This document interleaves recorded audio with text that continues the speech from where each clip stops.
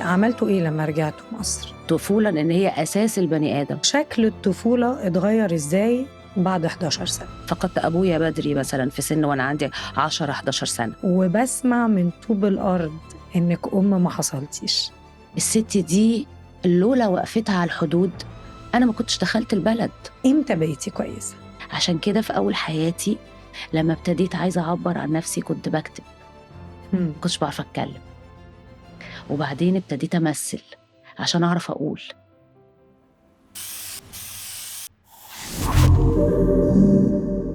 النهاردة معانا ضيفة فنانة مشهورة، ممثلة جميلة زي القمر، عملت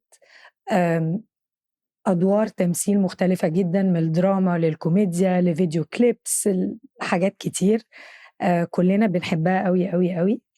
والنهاردة عايزين نتعرف عليها على الجانب الشخصي، عشان اكتشفت مؤخرا إن في فايتر وفي بني آدمة قوية جدا جدا جدا، وبتعدي بحاجات كتيرة جدا في الحياة بابتسامة على وشها من غير ما حد فينا يبقى عارف أي حاجة. ياسمين رئيس، ازيك يا ياسمين؟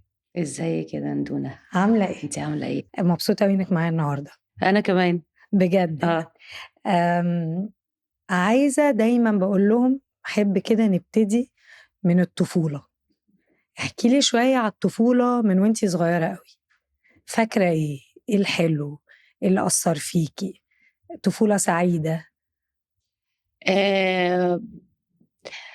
بصي، الطفولة انتي طبعا جيتي على يعني البيز اللي هو الأساس اللي انتي بتعرفي منه كل حاجة، اللي بيشكل البني آدم. بتعرفي منه كل حاجة. ف أنا من وجهة نظري بشوف إن أنا عشت طفولة سعيدة جدا جدا، بس خلصت بدري. خلصت بدري. أنا بشوف كده. بس يعني وفي نفس الوقت فضلت أنا يعني طريقتي طفلة لحد وقت متأخر. يعني دي حاجة برضو تانية أنا خدت بالي منها. الناس اللي حواليا هم اللي وضحوها لي. يعني على قد ما أنا عديت في يعني في طفولتي بحاجة كبيرة قوي، إن أنا مثلا فقدت حد مهم جدا وخلاني ده اتحملت مسؤولية بدري. ومع ذلك اكتشفت ان انا مقارنة بناس كتير حواليا ما عدتش بظروف زيي، لا انا كنت لسه برضو في افكار طفولية لحد حاجات تانية اهم انا عديت بيها، خلتني حسيت ان انا بجد يعني فقدت طفولتي اكتر من الحدث الكبير ان انا فقدت ابويا بدري مثلا في سن وانا عندي 10-11 سنة. طب كلميني عن الطفولة اللي هي من وانتي صغيرة لحد 11 سنة، كان شكلها ايه؟ وبعدين نتكلم على أنا نفسي ما كنتش أعرف الجزء ده من حياتك لحد من كام يوم، وبعدين نتكلم على شكل الطفولة اتغير ازاي بعد 11 سنة. التغير الكبير يعني حصل امتى؟ لما ما بقاش في اب طبعا. يعني قبل كده خلاص هي بنت عادية جدا عايشة مع أبوها، بس لما كنتي عايشة مش في مصر؟ لا طبعا، ما أنا قلت قبل كده بابايا أبوكي فلسطيني ومامتك مصرية، وكنتوا عايشين، ومولودة في الكويت وكنت عايشة في هناك. الكويت.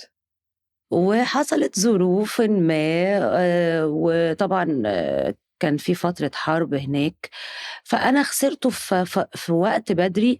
بس طبعا يعني ما كانتش حالة وفاة وما كانتش خسارة عادية، بس يعني for some reason يعني أنا مش عايزة أتكلم، هي حاجة ممكن تبقى سياسية، ممكن تبقى حاجة.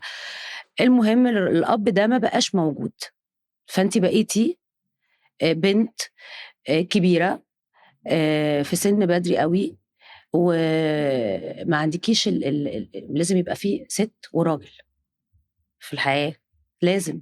فأنتِ عندك الست هي اللي بتعمل الاتنين. وبتقولي أنتِ ما كنتيش متأكدة أصلًا إذا كنتِ والدِك اتوفى والّا لأ، يعني لا هو لا وقت لا الحرب انت اضطريتي ترجعوا مصر، انت ووالدتك واخواتك، ايوه وهو ايوه ما قدرش يرجع لانه ما كانش مصري.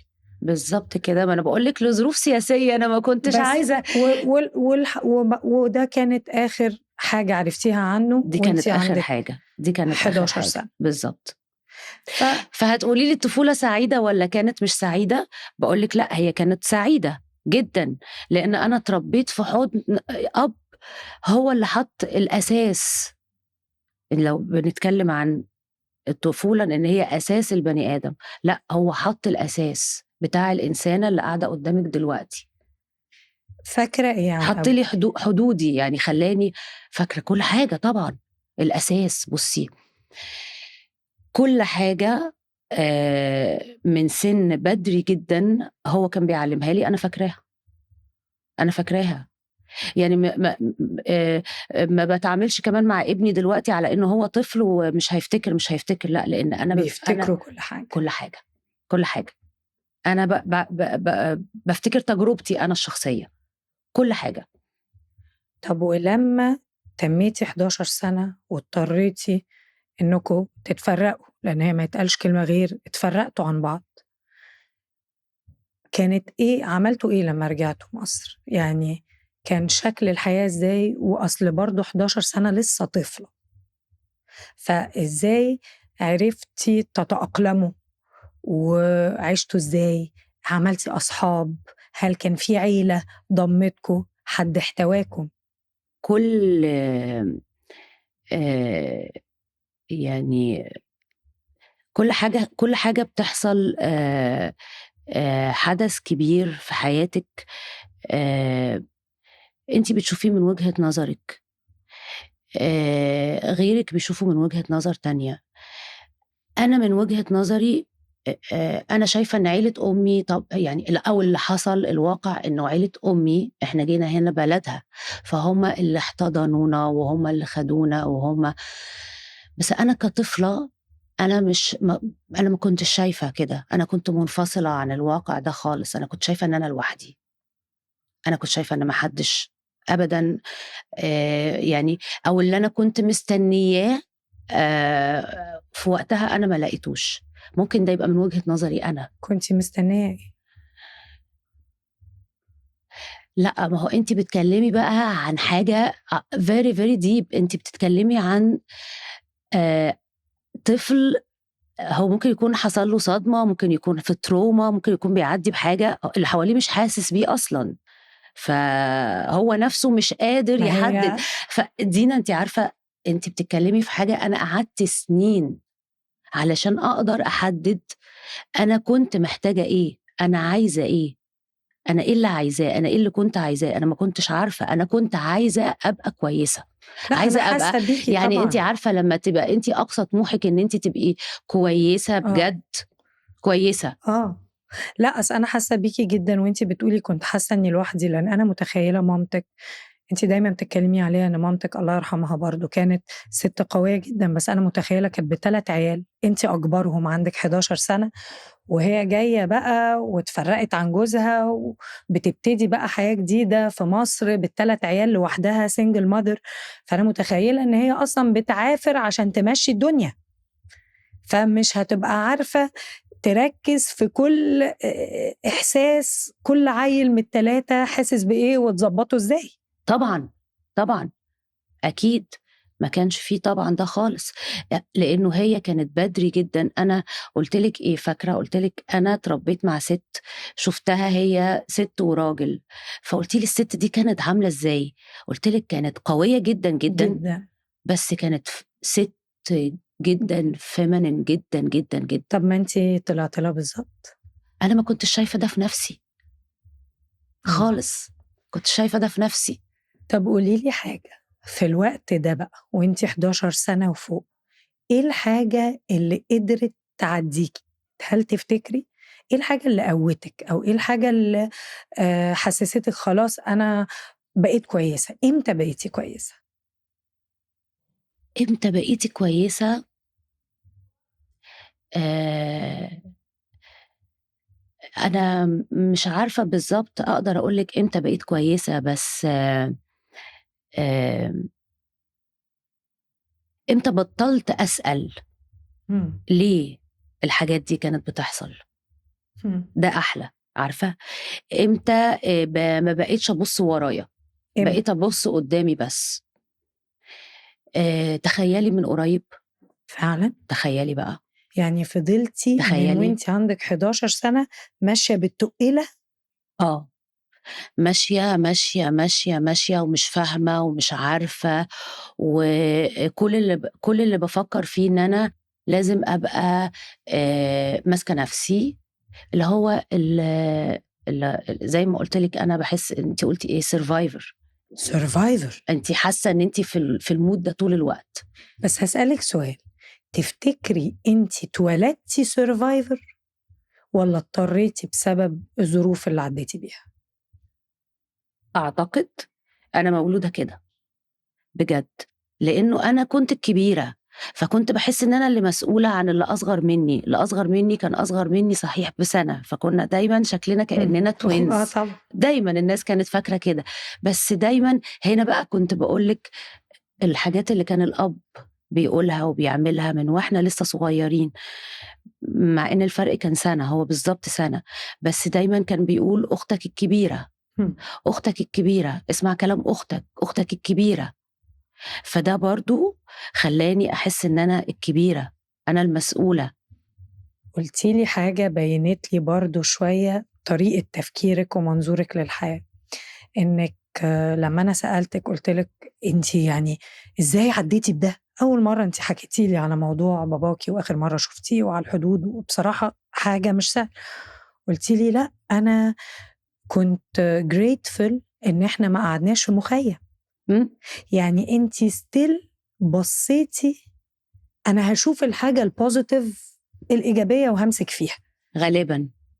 وبس مش عارفة إزاي كنت يعني أنا كنت باحس إن أنا مش فاهمة نَفْسي، متلخبطة، مش عارفة. أنا بابُص على الحاجة فعلًا زي ما قُلتِ كده الإيجابي وبابُص عليه وأجري عليه وهو ده اللي خلّاني أكمّل والّا أنا كنت بافضل أبُص لورا وده برضه كان بيشدّني لورا.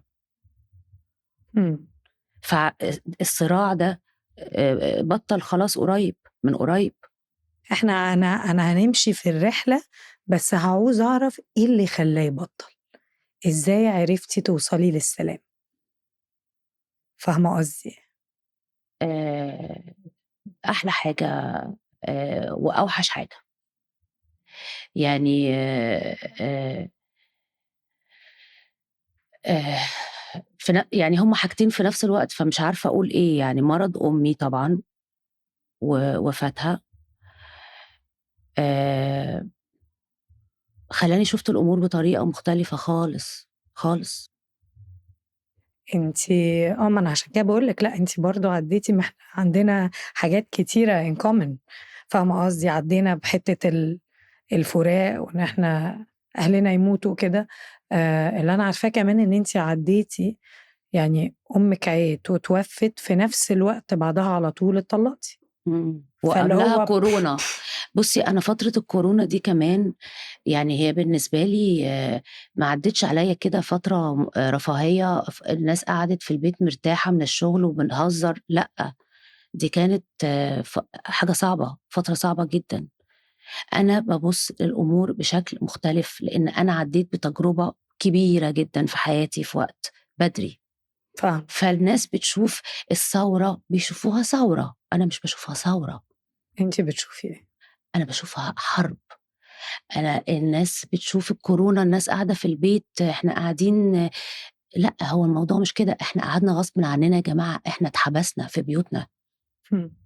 إحنا لازم نفهم إن في حاجة أكبر مننا حبستنا في بيوتنا دلوقتي، لازم نفهم ده حصل ليه، ده بيحصل ليه، فطول عمري بافكّر، فده مع فترة مرض أمي، السنة اللي هي عِيِت فيها، وكمان إن هي تعبت واتوفت بسرعة.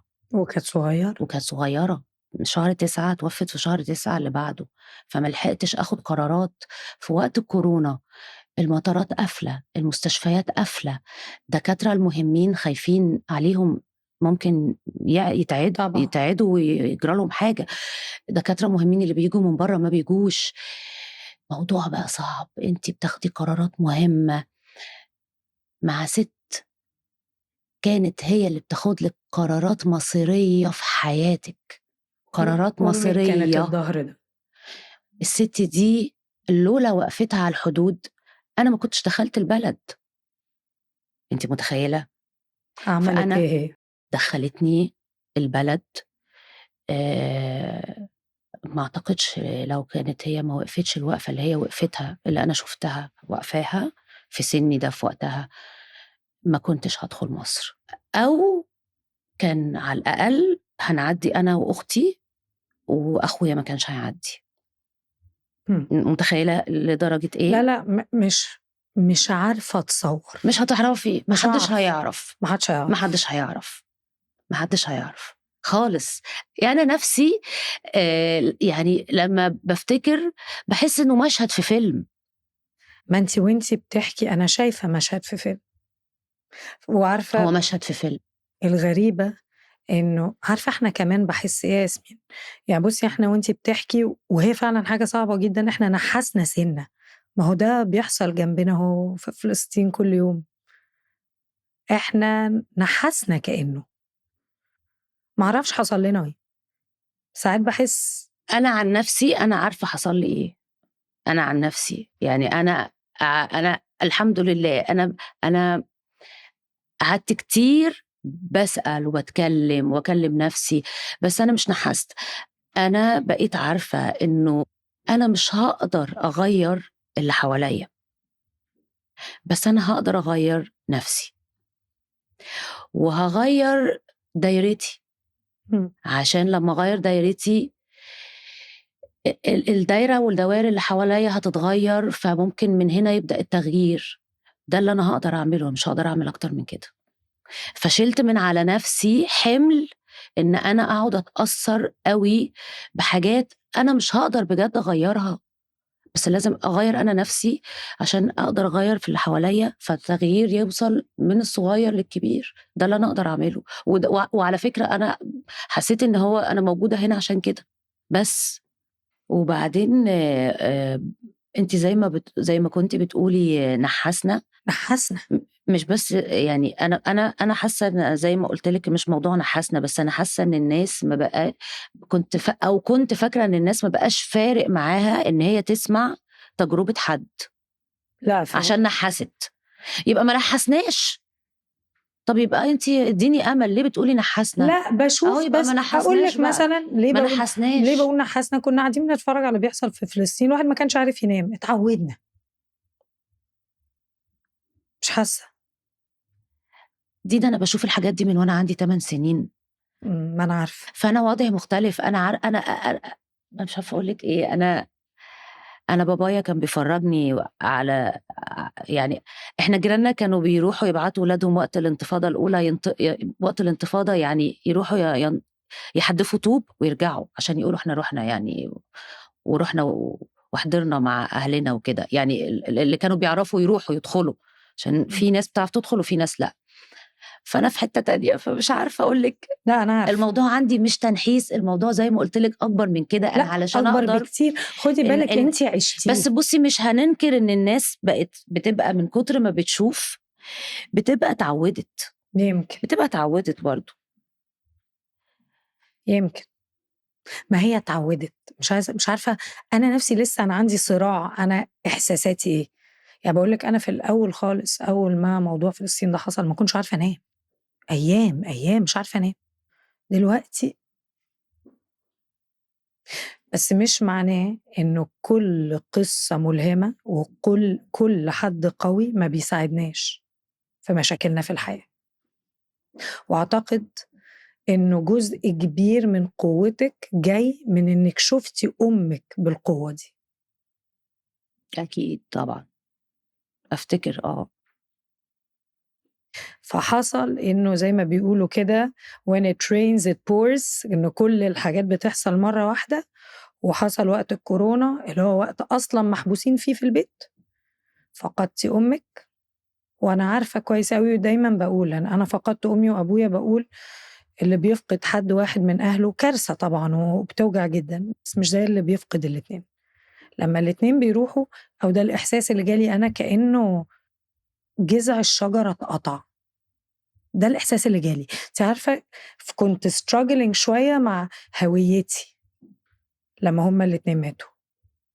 يعني لمّا هي ماتت اتقهرت، بس هو فضل ضهري وأبويا لمّا هو مات كإني مش فاهمة أنا جيت منين، تُهت، فاهمة قصدي؟ فأنتِ حصل لِك دي بقى، وكمان حصل لِك إنه جوازتِك باظت في نفس الوقت أو اتطلّقتِ في نفس الوقت، وقاعدة بقى في بيتِك مع أفكارِك. فوقتها لمّا اتكلمت معاكِ قُلتِ لي أنا حصل لي زي growth في شخصيتي جامد جدًا في الوقت ده، في وقت كورونا. يعني أنتِ برضه بصيتِ للحاجة الإيجابية وقُلتِ كويس بقى إن أنا قاعدة لوحدي، أقعد كده أتكلم مع ربنا وأرتّب أفكاري. حاسة إيه الحاجة الإيجابية اللي طلعت من التجارب دي؟ لو في حاجة إيجابية في وجهة نظرِك. لأ طبعًا، إيجابيات كتير، إيجابيات. بُصّي، كل الحاجات اللي كنت بيقولوا لنا قولي الحمد لله، قُل شكرًا، قُل ده بقى بجد، ده بقى بجد بقى من قلبي، يعني ما ب مش مستنية حد يقوله لي، أنا بجد بقيت أقول للناس كده، أنت بجد إحنا لازم نقول الحمد لله على كل حاجة، الحمد لله إحنا اتحبسنا وإحنا كبار وفي بيوتنا باحترامنا، سيبِك بقى ولا حرب ولا من غير من أي غير حاجة من غير أي خالص حاجة، نزلت على راسنا. أنتِ اتحبستِ في بيتِك زي كده اتفضلي، تروحي تاخدي الإبرة من سوكات وتخشي بيتِك تقعدي لحد ما نقول لِك اطلعي، تطلعي، صح. تطلعي الساعة كام وتدخلي الساعة كام، من غير حرب، من غير معارك، من غير أي حاجة. فهو الموضوع مش محتاج إن إحنا نحصل حرب ولا يحصل أي حاجة، بُصّوا عملوا إيه، يعني أنا عِشت إيه وعِشت إيه وعِشت. فكانت فترة اعتكاف كده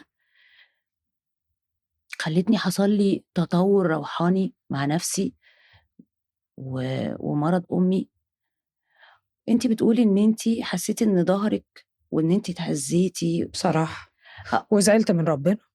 أنا حصل لي أقول لِك على حاجة يا دينا بقى، أنا ما حصلّيش الحاجات دي، ما أنا عارفة. لأ أنا كل واحد بيعدّي بتجربته عشان كده، بطريقة بس مختلفة. أنا حسّيت إن أنا راضية. لأ، حسّيت إن أنا كده جمدت إن أنا لازم أبقى أنا المسؤولة دلوقتي بجد، فلازم أمسك نَفْسي بقى بجد. يعني إمم. لو أنا كنت فاكرة إن أنا ماسكة نَفْسي قبل كده لأ، أنتِ لازم تمسكي نَفْسِك بجد. إمم. وأنا باحضن أخويا حسّيت إن أنا أمه. أمه عارفة بالضبط أنتِ بتقولي إيه. مش أخويا، ما بقيتش أحس إن هُم أخواتي، بقيت أحس إن ولادي. أنا إيه ده؟ يعني تعالي بقى نرجع لحتت ألذ شوية. من وأنتِ صغيرة بتحبي التمثيل. وأنا تقريبًا لسه صغيّرة، يعني عندي 14 سَنة مثلًا. آآ من قبل كده بشوية كنت ابتديت أكتب، وبعدين ابتديت أمثّل الحاجات اللي أنا باكتبها، أو في المدرسة والّا في البيت؟ في البيت أنا وإخواتي، أنا وأخويا وصحابنا. أكتر حاجة يعني أنا فاكرة يمكن من وأنا أصغر من كده كمان يا دينا، كنت أكتر حاجة متأثّرة بالمذيعة.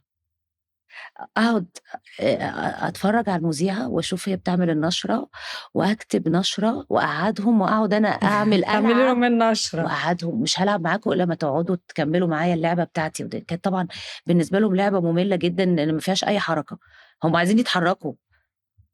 فغالبًا من يعني من بدري، من بدري، من بدري وأنا فيّا يعني حاجة حاسة إن أنا ما أعرفش. بس اتأكدت إن أنا عايزة أبقى ممثلة وأنا عندي 14 سَنة مثلًا، 16 سَنة، اتأكدت، وجات إزاي؟ اتأكدت.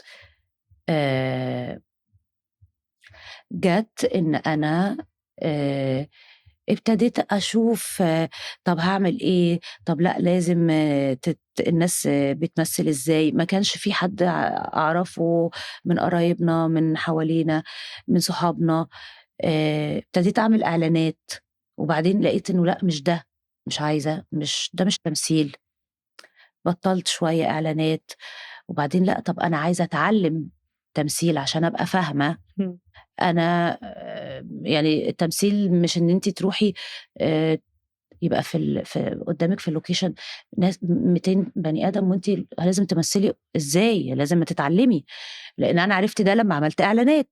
إمم. طَب الإعلانات خلّتني أشوف الlocations عاملة إزاي، خلّتني أفهم إن الموضوع محتاج إن أنا أبقى فاهمة أنا باعمل إيه، صح. علشان ما أبقاش يعني آخُد وقت ما كبير ابقاش amateur يعني حد هاوي لأ، وآخُد وقت كبير في location عشان أتعلّم إن أنا أبتدي من إن أنا ما باتكلّمش، لإن أنا أبقى باتكلّم، لإن أنا بابقى باخُد مشهد، لإن أنا بابقى باخُد مشهدين، فاهماني؟ فاهمة. لإن ده برضه مهم، عشان ما باقلّلش من اللي بيطلع يعمل مشهد أو اللي بيطلع ساكت، أو اللي بيطلع في الbackground مهم. طبعًا. لازم يبقى فاهم هو بيعمل إيه، لازم يبقى شايف إحنا بنتكلّم في إيه وبيندمج معانا. فدول بيتعلّموا، فعشان أنا ما كانش عندي استعداد إن أنا أتعلّم من البداية دي، قررت إن أنا أروح أدرس تمثيل. أوكي. أنا باسهّل على اللي بيتفرّج علينا عشان يبقى فاهم ليه أنت تروح تتعلّم عشان ما تدخلش الlocation تتعلّم تبقى لسه مش فاهم، تبتدي تبقى واقف مخضوض من اللي بيحصل، أول ما حد يقول لك يدّيك جملة تقولها تلاقيك اتوتّرت صح. وعرقت، والإضاءة بتضبط عليك، فالناس بييجي لها ساعات كرشة نَفَس. أنا ما حصلتليش دي الحمد لله. وأول فرصة جات لِك إزاي؟ أول فرصة جات لي، أول حاجة مثّلتها بجد، بجد كانت مسلسل عرض خاص. دي أوكي. أول حاجة بجد عملتها.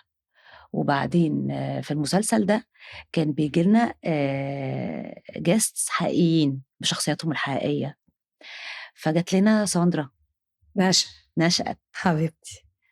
فكانت بتعمل فيلم المصلحة، فقالت لي: "أنا عايزاكِ زي ما أنتِ كده." كنت وقتها شعري قصير وشكلي لسه فريش وجديدة.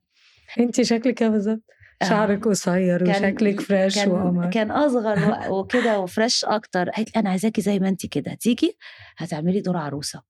فكنت عروسة مجنونة وشعري قصير ولابسة طرحة وعملت الفيلم، والفيلم اتأخر شوية في نزوله، كان فيلم مصلحة فيلم مهم جدًا يعني، كان أول فيلم يبقى فيه 2 أبطال نجوم، أحمد السقا وأحمد عز يمثلوا مع بعض، إمم. وساندرا نشأت بالنسبة لي طبعًا مخرجة مهمة جدًا. طبعًا. فالفيلم نزل وقتها بعد الثورة، بس كنا بنصوّره من قبل الثورة، وده كان بدايتها بدايتي، وبعد كده عملت أفلام، عملت إكس لارج، عملت واحد صحيح، وعملت فتاة فتاة المصنع. المصنع، دي كانت الturning point الحقيقية. الفيلم ده، إمم، باسمع كده دايمًا. إمم. ليّا كإنسانة، كممثلة، كسِت، ليه كإنسانة؟ لإنه location أستاذ محمد خان كان مختلف عن أي locations تانية أنا اشتغلت فيها، فكنت آمم زي الفراشة، فهو كان دايمًا يقول لي: "خلي بالِك مش كل الlocations كده، مش كل الlocations كده."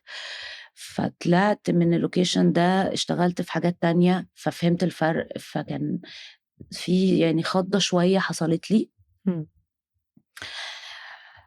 فده عمل لي تطوّر برضه إنسانيًا. كل حاجة والله العظيم عدّيت بيها عملت لي تطوّر في شخصيتي، خلّاني في حتّة أحلى وأهدى بكتير من الأول، الحمد ده لله، مليون المِيّة الحمد لله. متّفقة معاكِ، ودايمًا باقول لك كنت لسه باتسأل كانوا بيعملوا لي أنا interview، فقُلت بيقولوا لي: "إيه اللي ممكن تعوزي تغيّريه؟ يعني لو في حاجة تقدري تغيّريها في الpast، أي حاجة تقدري تغيّريها تغيّري." قُلت لهم: "ولا حاجة، ولا حاجة. ولا أغيّر ولا تجربة من التجارب اللي عدّيت بيها غصبٍ عني، ولا أغيّر أي غلطة عملتها، حتى الغلطات كُلّنا بنغلط، اتعلّمت منها." وأنا كمان. التجارب اللي عدّيت بيها اتعلّمت منها، وكل حاجة عدّينا بيها تجارب أو أخطاء هي اللي بتشكّلنا وتخلّينا البني آدم اللي هو إحنا النهارده، اللي طبعًا still بنحاول نشتغل عليه ونحسّنه، بس بس اتعلّمنا وكبرنا كإنسانة بسبب التجارب دي. قُلت لهم: "حتى موت أهلي ما غيّروش، حتى عيا عُلا ما غيّروش، باتعلّم صح. وهي بتتعلّم." صح.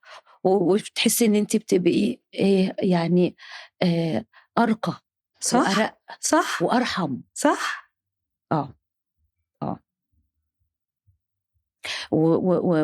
ويا ريت الناس تاخد بالها إن هم لمّا يعدّوا في الحاجات دي مش يقعدوا يقولوا ليه، وليه، وليه، لأ، هو عايزك تبقى أرحم، عايزك تحس أكتر باللي حواليك، يعني بقيتِ أكتر أنتِ عرفتِ إن في أطفال عندهم ده ما وحسيتِ بيهم. أنا أنتِ عارفة دايمًا باقول لهم والله، والله يا ياسمين لحد من سَنة كنت أسمع كلمة السُكّر دي ولا أفهم كده أصلًا معناها ولا أفهم هم بيعدّوا بإيه، يعني حتى عنده السُكّر بتيجي كده وتعدّي عارفة اللي هو تمُر مرور الكرام ولا الهوا. أيوه. أو النهارده إن هو مثلًا عند الكبار بس. مثلًا يوم ما ييجي يعني هييجي عند الكبار، الأم، الأب، بس الجد، الجدة. ما كنتش عارفة بقى، ما كنتش عارفة هي بتعمل إيه في حياة الطفل ولا في حياة أهله ولا كنت فاهمة الحالة عاملة إزاي في مصر وإن الموضوع محتاج توعية وإن الموضوع محتاج مساعدة وإن محتاجين نمِد إيدنا في إيد بعض عرفت إن أكيد أنا وبنتي لينا دور إن إحنا نساعد، حتى لو ساعدنا حد واحد. فاهمة قصدي إيه؟ أنتم موجودين عشان كده. صح، كلنا آه. موجودين. بيتهيأ لي إنه غالبًا برضه الناس اللي زي أنا وأنتِ اللي عدّوا بالتجارب الكتيرة دول بيجمّعوا إنه غريبة أوي إن إحنا وصلنا لنفس الconclusion. أنتِ قُلتِ نفس الجملة اللي أنا باقولها، كل تجربة عدّيت بيها اتعلمت منها وغيّرتني وهي اللي شكّلتني. مش كل الناس واصلة للي إحنا وصلنا له، فاهمة قصدي؟ من آآ فلسفة للحياة على الأقل. ما هو هو وقت، يعني أنا يعني أنا خدت وقت عشان أوصل لده. أنا لو كنت قعدت معاكِ القعدة دي من 10 سنين بس، إمم. ما كنتش هابقى عندي الردود دي كلّها وما كنتش هيبقى عندي الثقة دي كلّها ولا عندي الbeliefs اللي أنا بجد عندي دلوقتي ومصدقاها هاسألِك طَب وشايفاها. سؤال عشان أنتِ قُلتيه لي بس ما اتكلمناش فيه، وبعدين نرجع تاني بقى للتمثيل قُلتِ لي جملة أثّرت فيّا جدًا، قُلتِ لي: "أنا باكلّم ربنا بيرُد عليّا." على طول. قولي لي، كلميني عن الموضوع ده شوية. ما أنتِ لمّا كل مرّة ت ت ت ت ت تضطري أو ما أنتِ بتروحي لربنا كإنِّك أنتِ عاملة حاجة غلط ورايحة مثلًا لباباكِ بتتكلّمي معاه، صح. فأنتِ رايحة مثلًا أنتِ مضطرة لإنِّك عاملة حاجة غلط، رايحة تتكلّمي معاه وتقولي له أنت ليه، ليه، ليه، وليه، وليه، ويرُد عليكِ على طول وساعات ما تشوفيش، طَب إزاي؟ طَب ما أنتِ ساعات ما كنتيش بتشوفي، هو كل مرّة بيرُد، بيرُد، بيرُد، لمّا بتوصلي لدرجة معيّنة من الوعي بتبتدي تشوفي الرَد. وبتبتدي تفهمي إن اللي كانت دي قبل كده كانت ردود. طب هاسألِك سؤال صعب، ومش باسأله عشان أسأله لِك، باسأله عشان نَفْسي، لإن أنا ما لقيتش الإجابة. عمرِك سألتيه ليه أنا حصل لي كل ده؟ عمرِك سألتيه أنا ليه اتفرّقت عن أبويا وأنا عندي 11 سَنة، وبعدين أمي تموت، وبعدين مثلًا طبعًا، لقيتِ رَد ليه؟ طبعًا، أنا مش عارفة ليه. طبعًا. يعني إيه، أنا دلوقتي آآ لمّا عدّيت بحاجات كبيرة وحاجات خلّتني اتوجعت، وبعدين عدّيت برحلة healing وبقيت كويسة، وبقيت ناجحة، ووصلت للي أنا كنت عايزاه، وبقيت أهدى، وده مش هيخلّيني أقدر إن أنا أحس بالناس اللي حواليّا اللي عدّت بتجربة زي اللي أنا عدّيت بيها، أو إن أنا أقدر أكون إنسانة باشتغل وحواليّا ناس بتستفيد من شغلي ده، لإن أنا باشتغل فباشغّل ناس حواليّا، إمم. فأنا مش فاتحة بيت واحد بس، أنا فاتحة بيوت كتير، والناس دي مُعتمدة عليّا وعلى شغلي وهُم كمان فاتحين بيوتهم، وأنا إنسانة مُنتجة إمم. دلوقتي، وأنا كان ممكن في يوم من الأيام ما أكونش يعني باعمل أي حاجة، أكون يعني عالة على الحياة كلّها. لأ، طب ما هو أنت ادّيتني ده وساعدتني وفضلت واقف في ضهري لحد ما أنا دلوقتي بقيت كده، فإزاي هو مش معايا، إزاي هو مش معايا؟ لأ، هو معايا، هو بيرُد عليّا طول الوقت، بس أنا ما كنتش باشوف، ما كنتش باخد بالي، كنت ملهية في حاجات يعني تانية. قصدِك إنه في حالة أي حد إحنا بس محتاجين نسمع أحسن. نركّز، نسمع، وبعدين أنت لازم طول الوقت عشان تركّز وتسمع، لازم طول الوقت تنضّف نَفْسك، إن أنت ما يبقاش عندك حاجة جوّه وِحشة، صح. غيرة، حسد، غضب. طَب ما أنت لو عندك كل الحاجات دي بتزيد، م م كراهية. هتغطي على الحاجات التانية، فلازم طول الوقت تشتغل على نَفْسك وتنضّف ده علشان ده يبقى أكتر عشان تعرف تشوف أحسن. ما أنت لو لابس نضارة مش بتنضّفها وكل شوية بييجي عليها تراب، مش هتشوف كويس حلو بعد أوي، كده. حلو أوي الكلام ده على فكرة. فعلًا، لازم نشتغل على روحنا من جوّه وننضّفها عشان نعرف نسمع أحسن ربنا. كل ما بانسى وما باشتغلش شوية على روحي، بالاقي نفسي زي ما أكون زي الحديدة المصدية هت ما فيش حاجة ما فيش استقبال، ما فيش فاهماني؟ فاهمة جدًا، فاهمة جدًا. كإنها بقى في تشويش بيننا وبين ربنا. أيوه، فلازم تنضّفي علشان يعني تعرفي تبقي توصلي بطريقتك بقى. بطريقتِك، في ناس بتصلّي، في ناس بتزكّي، في ناس بتعمل ذِكر، في ناس بتعمل بتسبّح، في ناس بتعتكف، في ناس بتقعد تعمل يوجا، في ناس بتقعد تتكلّم لوحدها صح. مع ربنا، مليون كل واحد كل أكيد ليه واحد طريقة بطريقته. يوصل لربنا. أيوه، بس المهم إن أنت تلاقي أي وقت وأي طريقة، حتى لو قاعد يعني يبقى في تأمُّل. لأ، ومهم أوي أنا معاكِ مليون في المِيّة ومهم أوي الكلمة اللي أنتِ قُلتيها، نشتغل على روحنا، إن ما يبقاش في ولا غيرة ولا حسد ولا نقارن، ولا نقول ليه ده عنده وأنا ما عنديش، ولا نjudge ما ما نحكمش. هو كل ده هيخلّيكِ في الآخر أنتِ هتفهمي ليه ما مش هتقولي له ليه عملت كده معايا، ليه عملت كده معايا، عشان تتعلمي إن أنتِ تفهمي ده. غيرِك ما حصلش معاه، يعني غيري ما حصلش معاه نفس الحاجات اللي حصلت معايا، اللي هو أنتِ، حصلت بطريقة تانية صح. عشان تتعلمي نفس الحاجات، صح. وإحنا قاعدين مع بعض دلوقتي، صح والّا إيه؟ صح جدًا، لأ أنا صح جدًا. أنتِ عارفة إن أنا يعني قليل أوي لمّا أعرف أقعد أتكلّم، وأبقى مفتوحة أوي في الكلام، وآخد وأدّي في الكلام مع حد، قليل أوي. عشان كده في أول حياتي لمّا ابتديت عايزة أعبّر عن نفسي كنت باكتب، إمم. ما كنتش باعرف أتكلّم، وبعدين ابتديت أمثّل عشان أعرف أقول. لو شوفي أنا وأنتِ اتقابلنا كام مرّة، 3. كذا مرّة، في ألماظة وغيره وبتاع، اتقابلنا كذا مرّة، بس ما كنتش أعرف إن في العمق ده. فاهمة قصدي إيه؟ يعني لمّا قعدنا آخر مرّة إحنا الاتنين ابتدينا نتكلّم ولقينا إن الظروف متشابهة في حِتت كتيرة، فاكرة أنا حتى أول ما عرفت إيه ده أنتِ أمِك وأبوكِ متوفيين، قُمت حضنتِك، آه.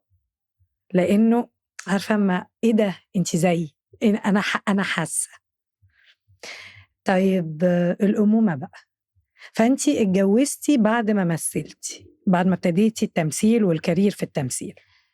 وأنا يعني أنا اتجوّزت وأنا أول حاجة نزلت لي في 2010 وأنا اتجوّزت في 2009.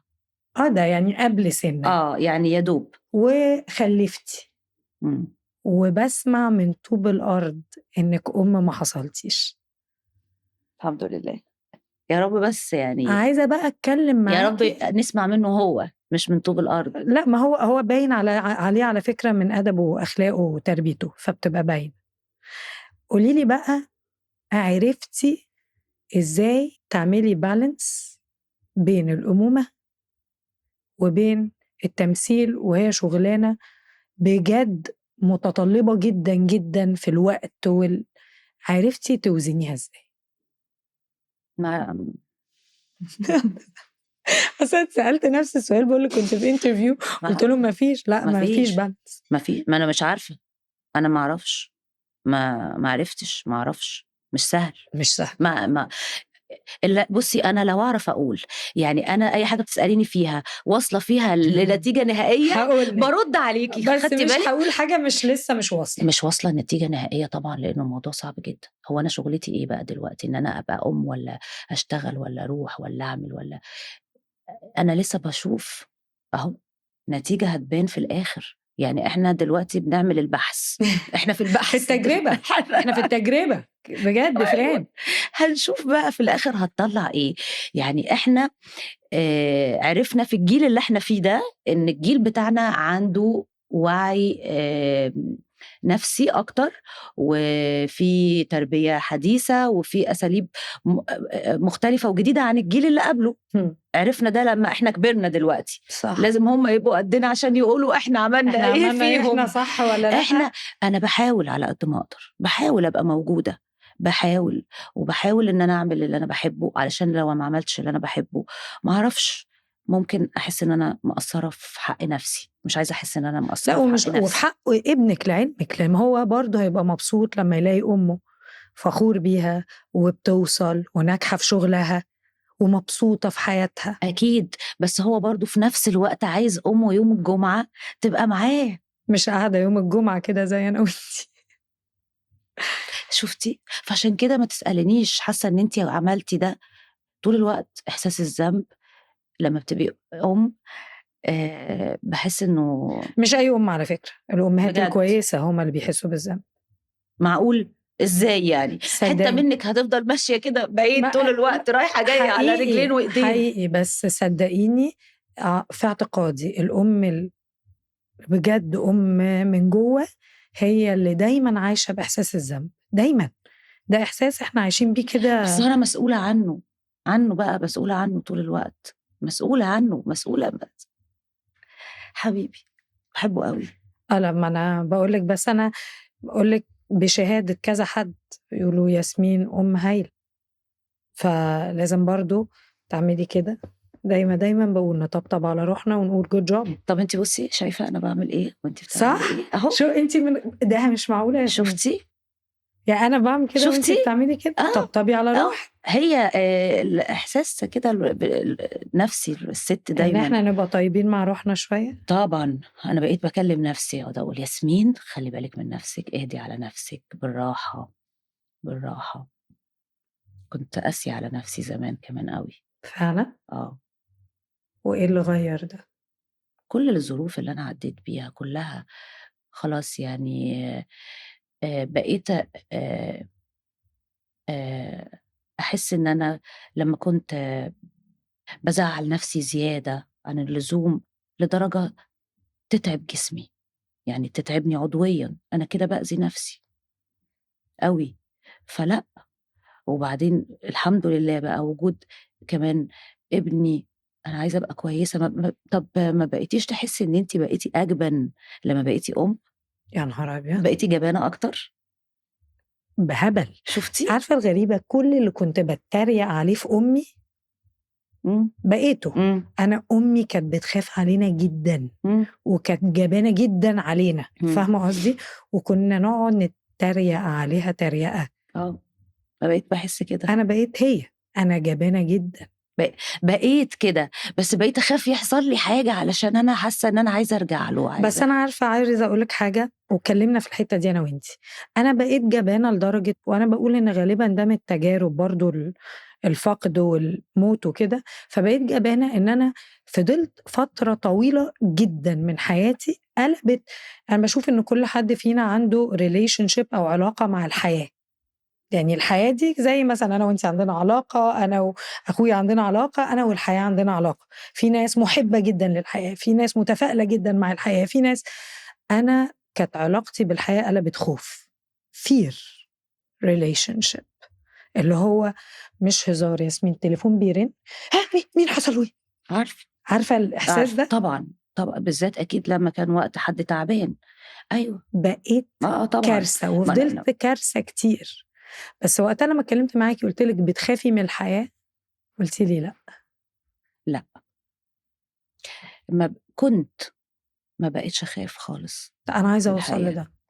لا، لا، لأ، أعمل إيه عشان عارفة أوصل لدي؟ علشان بقيت شايفة إنه على قد كل الشر اللي موجود ده في قده بالظبط خير بيحصل.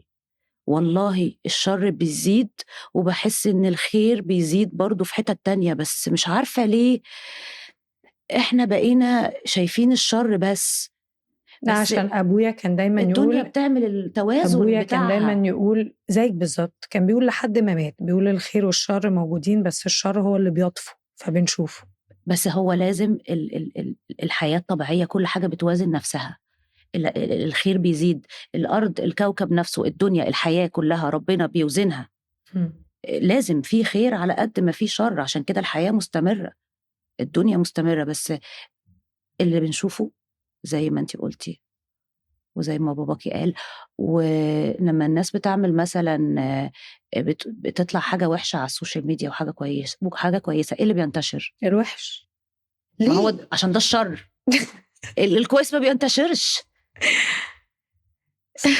صح مع ان في حاجات تانية كويسة برضو بتحصل. صح صح صح صح. تلاقي الشر والوحش انتشر.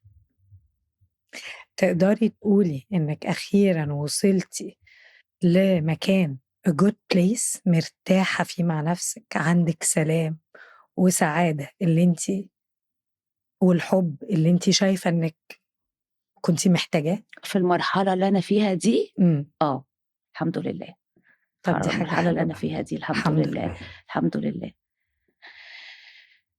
طب آخر سؤال بقى، لو طلع لك عارفة جيني اللي هو من المصباح عارفاه، علاء الدين، كنت بفكر كتير لو طلع لي طول الوقت من وأنا صغيرة، لو من يوم ما طلع لك شفت بقى الفيلم محضر كنت الحاجات بقى اتغيرت. ولو عندك النهاردة ياسمين 3 حاجات تطلبيها، تطلبي ايه؟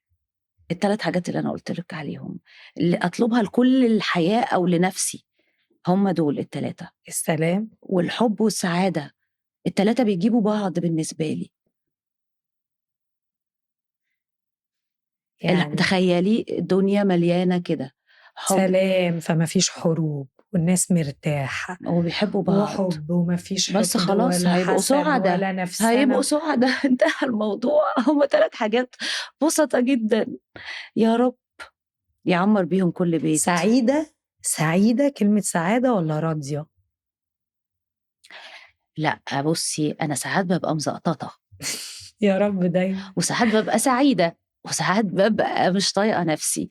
فهي يعني ولسه كنا بنقول ايه دلوقتي، هي لما بيبقى في ضغط شغل 3 أيام ورا بعض كتير قوي، تيجي أجازة تقولي الله أنا حاسة بالأجازة حلوة قوي. لما تقعدي شوية كتير أجازة، لا أنا أنا بزهق، زهقت أنا بقى. زهقت من الكرسي اللي أنا صح الكنبة، كنبتي المكان ده بتاعك، عارفة في مكان في الكنبة كده صح. بتحبيه دايما، بيوحشني، هقعد فيه يوم 2 3. طب خلاص بقى يعني.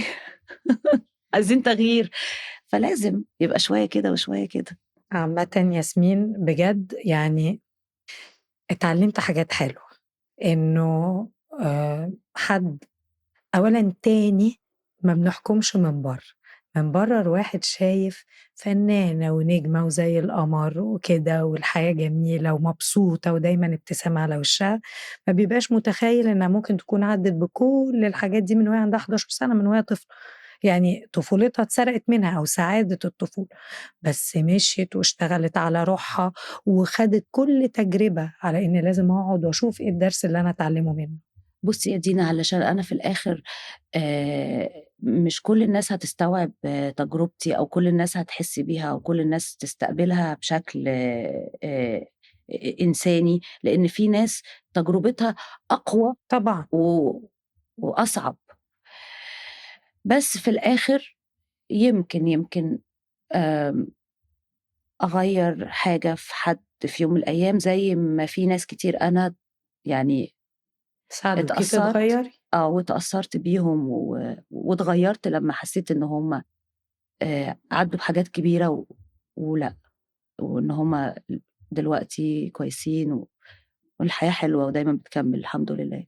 نورتيني ومبسوطة أوي، أوي إن إحنا قعدنا القعدة دي النهارده، ومستنية كده نستنى مثلًا شوية ونقعد تاني نشوف تطوّرنا تاني إزاي، عشان البني آدم عايش عشان يتطوّر. طبعًا، طبعًا.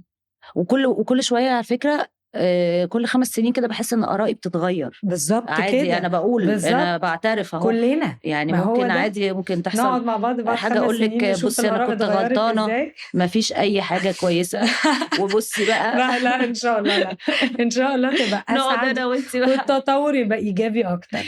إن شاء الله يا رب. شُفتِ قولي قُلت لي إيه في الآخر؟ تطوّر أو إيه؟ التطوّر يبقى إيجابي أكتر وهيبقى طبعًا، إيجابي إن فعلًا. شاء الله هيبقى إيجابي. أنا متأكدة يا رب علينا وعلى المصريين كلّهم وعلى العالم العربي كلّه. على كل الناس. ميرسي يا ياسمين أوي، أوي، أوي، ونورتيني أوي، أوي، أوي. يا رب تكونوا انبسطتوا النهارده وكلّنا بنتعلم من قصص بعض، وأنا دينا وده DW.